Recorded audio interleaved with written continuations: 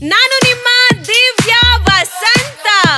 ಇದು ಇಡೀ ರಾಜ್ಯವೇ ಖುಷಿ ಪಡುವ ಸುದ್ದಿ.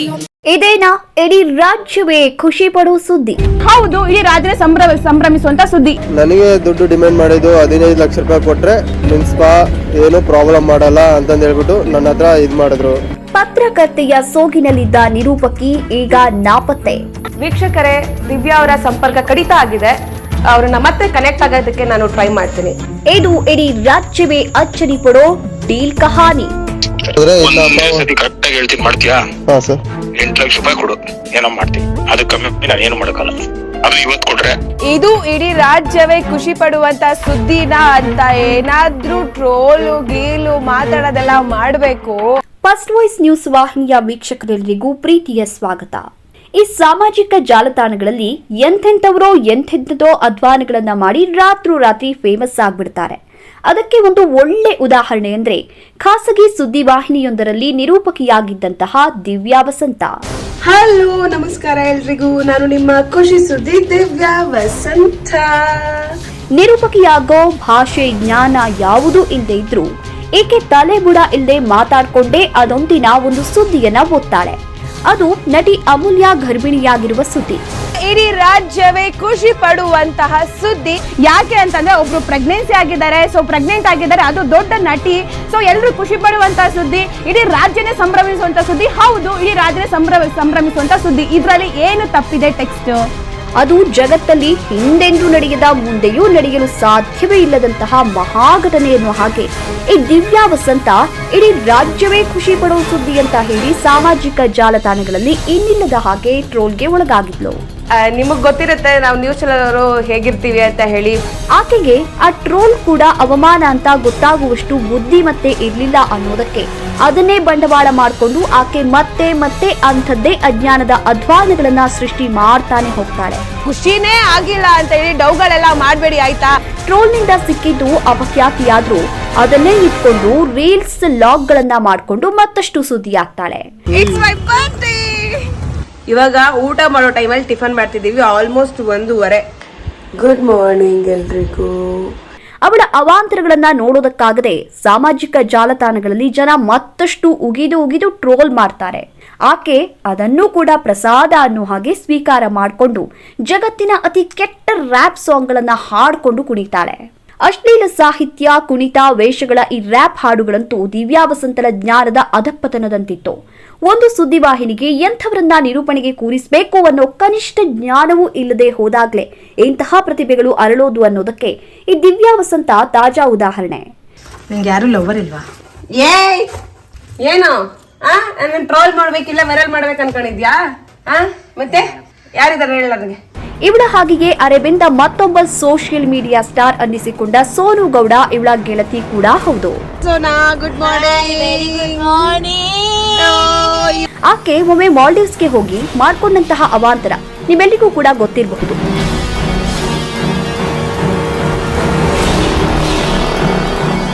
ವಿಚಿತ್ರ ಅಂದ್ರೆ ಸೋನು ಗೌಡ ಅದೇ ಮಾಲ್ಡೀವ್ಸ್ ನಲ್ಲಿದ್ದಾಗ ಇದೇ ದಿವ್ಯಾ ವಸಂತ ಅವಳನ್ನ ಚಾನೆಲ್ ಲೈವ್ ಕಾರ್ಯಕ್ರಮದಲ್ಲಿ ವಿಡಿಯೋ ಕಾಲ್ ಮಾಡಿ ಮಾತಾಡಿದ ವಿಷಯ ಏನ್ ಗೊತ್ತಾ? ಏನೇನ್ ಮಾಡಿದೆ ಮಾಲ್ಡೀವ್ಸ್ ಅಲ್ಲಿ? ಜಸ್ಟ್ $20. ಏನು ಒಂದು ಸಿಗರೇಟಿಗ? ಒಂದು ಪ್ಯಾಕ್ ಸಿಗರೇಟ್ಗೆ $20. ಒಂದು ಪ್ಯಾಕ್ ಸಿಗರೇಟ್ಗೆ $20? ಇವರಿಬ್ರು ಒಂದು ವಾಹಿನಿಯಲ್ಲಿ ಸಿಗರೇಟು ಸೇದೋದ್ರ ಬಗ್ಗೆ ಚರ್ಚೆ ಮಾಡುವುದು ಯಾವುದೇ ವಾಹಿನಿಗಾದ್ರೂ ತಲೆ ತಗ್ಗಿಸುವಂತಹ ವಿಚಾರ ಆಗ್ಬೇಕಾಗಿತ್ತು. ಆದ್ರೆ ದಿವ್ಯಾ ವಸಂತಲ ಈ ಅವಾಂತರವೇ ಚಾನೆಲ್ಗೆ TRP ಆಗಿತ್ತು ಅನ್ನೋದು ಮತ್ತೊಂದು ದುರಂತ. ನಾನು ಏನೇನ್ ಮಾಡ್ತೀನಿ, ಎಲ್ಲೆಲ್ಲಿ ಹೋಗ್ತೀನಿ ಅನ್ನೋದು ಈ ಬ್ಲಾಗ್ ಅಲ್ಲಿ ಗೊತ್ತಾಗುತ್ತೆ. ಸೊ ಕಂಪ್ಲೀಟ್ ಆಗಿ ನೋಡಿ. ಇಂತಹ ದಿವ್ಯಾ ವಸಂತ ಈಗ ಬೆದರಿಕೆ ಹಾಗೂ ಸುಲಿಗೆ ಪ್ರಕರಣದಲ್ಲಿ ಆರೋಪಿಯಾಗಿ ತಲೆಮರೆಸಿಕೊಂಡಿದ್ದಾಳೆ. ಬನ್ರಿ ಹೋಗೋಣ. ಕೆಲವು ತಿಂಗಳ ಹಿಂದೆ ದಿವ್ಯಾ ಕೆಲಸ ಮಾಡ್ತಿದ್ದಂತಹ ವಾಹಿನಿಯಿಂದ ಹೊರಗೆ ಬಂದಿದ್ಲು. ಅದಾದ ನಂತರ ತನ್ನ ತಮ್ಮ ಸಂದೇಶ ಹಾಗೂ ವೆಂಕಟೇಶ್ ಮತ್ತು ಅಕ್ಷಯ್ ಅನ್ನೋರ ಜೊತೆಗೆ ಒಂದು ತಂಡ ಕಟ್ಕೋತಾಳೆ.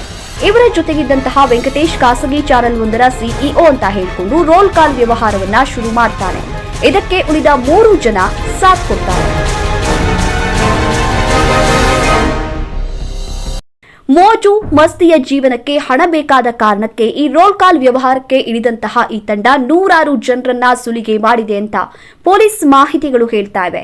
ಆದರೆ ಈ ಗ್ಯಾಂಗ್ ಮೇಲೆ ಪ್ರಕರಣ ದಾಖಲಾಗಿದ್ದು ಇಂದಿರಾನಗರದ ಸ್ಪಾ ಒಂದರ ಪ್ರಕರಣದಲ್ಲಿ.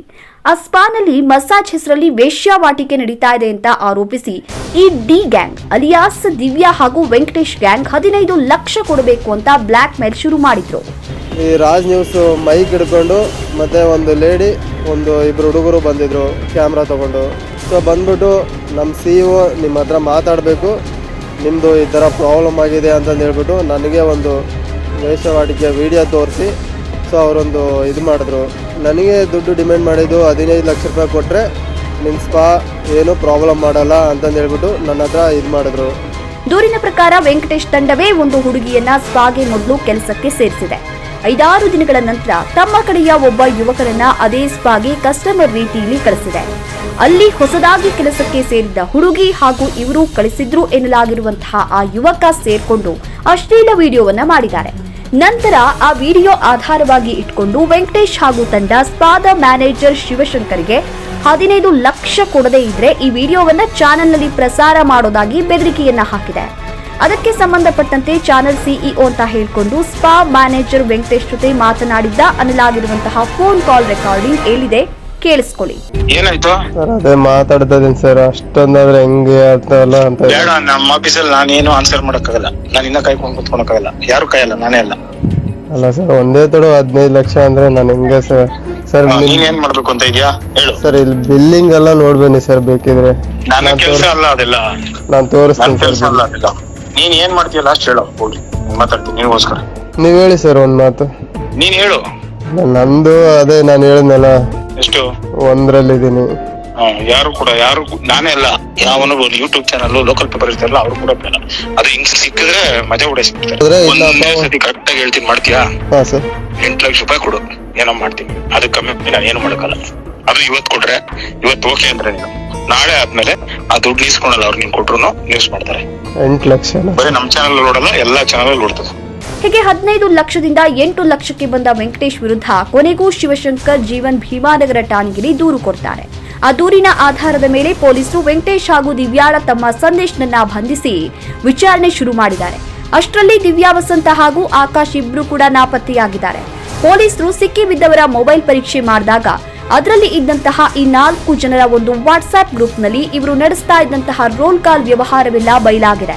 ಇದೇ ರೀತಿ 100 ಜನರನ್ನ ಬೆದರಿಸಿ ಸುಲಿಗೆ ಮಾಡಿದ್ದಾರೆ ಅನ್ನೋ ಮಾಹಿತಿ ಕೂಡ ಪೊಲೀಸರಿಗೆ ಸಿಕ್ಕಿದೆ. ಈಗಾಗಲೇ ಕೆಲವು ವಾಹಿನಿಗಳಲ್ಲಿ ಕೆಲಸ ಮಾಡಿರುವಂತಹ ವೆಂಕಟೇಶ್ ಸದ್ಯಕ್ಕೆ ರಾಜ್ ನ್ಯೂಸ್ನ CEO ಅಂತ ಹೇಳ್ಕೊಂಡು ಈ ವ್ಯವಹಾರಗಳನ್ನ ಮಾಡ್ತಾ ಇದ್ದ.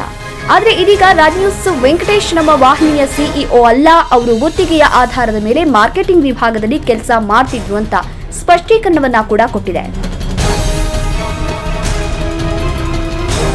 ಒಟ್ಟಾರೆಯಾಗಿ ಇವತ್ತು ಮಾಧ್ಯಮ ಅನ್ನೋ ಅಸ್ತ್ರ ಎಲ್ಲರಿಗೂ ಸುಲಭವಾಗಿ ಸಿಗೋದ್ರಿಂದ ಇಂತಹ ಅನಾಹುತಗಳು ನಡೀತಾ ಇವೆ ಅನ್ನೋದಂತೂ ಸತ್ಯ. ಕನಿಷ್ಠ ಅರ್ಹತೆ ಯೋಗ್ಯತೆ ಇಲ್ದವರೆಲ್ಲ ಇವತ್ತು ಪತ್ರಕರ್ತರಾಗ್ತಾ ಇರೋದು ಹಾಗೂ ಯಾವುದೇ ಸಾಮಾಜಿಕ ಕಾಳಜಿ ಕಳಕಳಿ ಇಲ್ಲದೆ ಕೇವಲ ಹಣ ವಸೂಲಿಗಾಗಿ ಪತ್ರಕರ್ತರ ಸೋಗು ಹಾಕಿ ವಂಚನೆ ಮಾಡ್ತಾ ಇರೋದು ಮಾಧ್ಯಮದ ದುರಂತವಾಗಿದೆ. ಅದೇ ರೀತಿ ಸಮಾಜದಲ್ಲೂ ಅನೈತಿಕ ಚಟುವಟಿಕೆ ನಡೆಸ್ತಾ ಇರುವವರು, ಮೋಸದ ದಾರಿಯಲ್ಲಿ ಹಣ ಸಂಪಾದನೆ ಮಾಡುವವರು, ಭ್ರಷ್ಟಾಚಾರದಲ್ಲಿ ತೊಡಗಿರುವವರು ತುಂಬಿ ತುಳುಕ್ತಿದ್ದಾರೆ. ಹಾಗಾಗಿ ಇಂತಹ ನಕಲಿ ಪತ್ರಕರ್ತರಿಗೆ ಇವರುಗಳೇ ಸುಲಭವಾದ ಟಾರ್ಗೆಟ್ ಆಗಿದ್ದಾರೆ. ಇಷ್ಟಕ್ಕೂ ಇಂದಿರಾನಗರದ ಈ ಸ್ಪಾಗೆ ಹೊಸದಾಗಿ ಕೆಲಸಕ್ಕೆ ಸೇರ್ಕೊಂಡಿದ್ಲು ಎನ್ನಲಾಗಿರುವಂತಹ ಹುಡುಗಿಯನ್ನ ವೆಂಕಟೇಶ್ ತಂಡವೇ ಕಳಿಸಿತ್ತೋ ಅಥವಾ ಆಕೆ ಅದೇ ಸ್ಪಾದ ಕೆಲಸದವಳೋ ಅನ್ನೋದು ಗೊತ್ತಿಲ್ಲ.